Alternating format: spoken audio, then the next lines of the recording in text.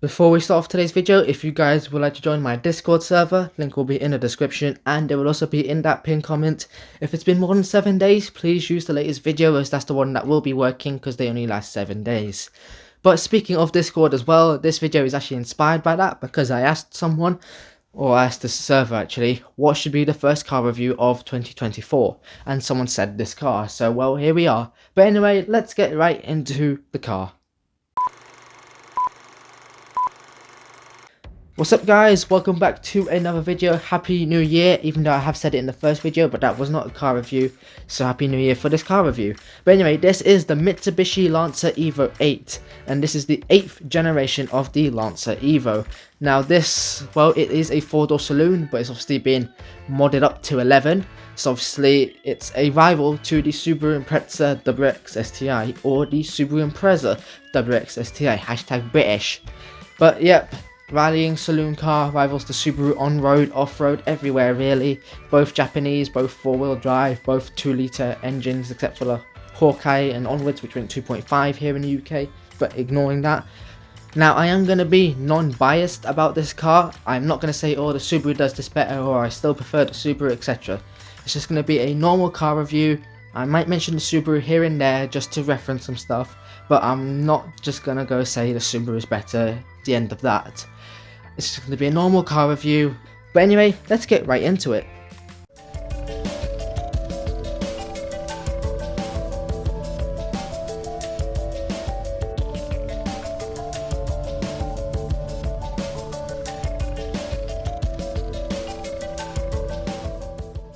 So, when it comes to the exterior, the front is definitely aggressive.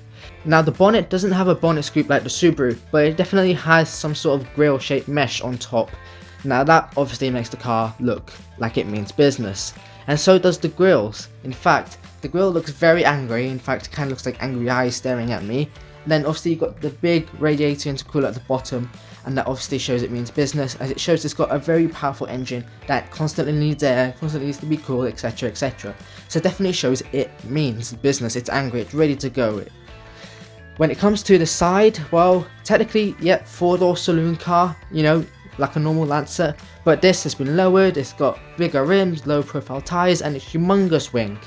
Now if that doesn't scream, you know, I don't know what does. Now this definitely does make it look aggressive, because obviously, why wouldn't it? You know, having a big humongous wing and having humongous style rims, and you know, being lower to the ground instead of being some high MG5 or whatever it is called, then I don't know what will.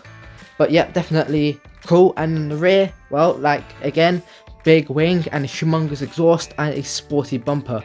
Now don't forget, again, 4-door saloon, so you've got a Mitsubishi badge, you've got a boot lid, you've got rear lights. You know, as aggressive as it is, don't forget, a family car. You know, it can still take people and luggage. When it comes to the interior, this is not the best, and I'll tell you why. You see, it's exactly the same as the Subaru. Classic 2000s Japanese interiors. They were not great, they were plain, black plastic and just average, below average sort of deal really. I mean now if you look, you know, Lexuses, etc, Toyotas, you know, you've got buttons everywhere, you've got humongous infotainment screen, bright colours, etc, etc, as technology moves on. But with these, the Subaru and the Mitsubishi, it's just plain black plastic. But it's not all bad. I mean, it is laid out reasonably well. I mean, the radio, the climate control, controls, whatever you call them, they're all perfectly laid out fine, and you do get a sporty steering wheel. So it definitely does, you know, flare it up slightly, you know, it's not all boring. And the gauges, well, they're sporty orange, and I think it says Lancer or Lancer Evo or something within one of the circles of the gauge cluster, so that, you know, it definitely shows the car, shows you really what it is. Now the performance, this is a bit of a technical bit. I mean, it's always been, but it's this for a certain reason. See, although they all had the same engine, there were 6 power outputs. So what I'm gonna do is I'm gonna explain all the stats on the first power output and then just explain what's changed on the rest. Because if I go through every single stat, you're all gonna think, oh, this guy's so boring, what is this guy, James May? Well, yep, you probably would think that, wouldn't you? and then you go leave the video and it wouldn't get sustainable amount of views.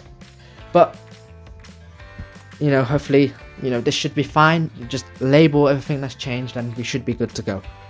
So 2-litre inline 4-cylinder with a turbo, 260 horsepower. This is the least powerful of the Evo 8, and we are going in power order from lowest to highest. 261 pound-feet of torque, which does cure my OCD. Drivetrain, of course, we all know as all-wheel drive, and it weighs 1,470 kilograms. It has a 5-speed manual gearbox, and this is the only power output with a 5-speed manual. 0 to 60 is 5.9 seconds, and the top speed is 152 miles an hour. Next is the 280 horsepower version with 289 pound-feet of torque. Drivetrain all-wheel drive, again, weight is 1,400 kilograms, and this time 6-speed manual and onwards. 0 to 60 has been dropped to 5 seconds flat, and the top speed is 157 miles an hour. Then we had a 300 horsepower version with 289 pound-feet of torque once again. Gearbox is all the same, etc. 0 to 60 has been dropped slightly to 4.9 seconds, and the top speed is 157 miles an hour once again. And then we had a 320 horsepower version with 300 pound-feet of torque. 4.7 0 to 60 and the same top speed at 157. And then we had a 340 horsepower version with 305 pound-feet of torque. 6-speed manual, weight all the same, but 0 to 60 has been dropped to 4.5 seconds.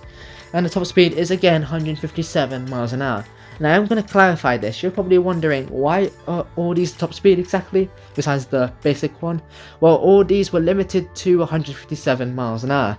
Kind of in the same way that the German cars are limited to 155. It's exactly the same way. But the most powerful version you could get that wasn't modified by you, it was a 400 horsepower monster.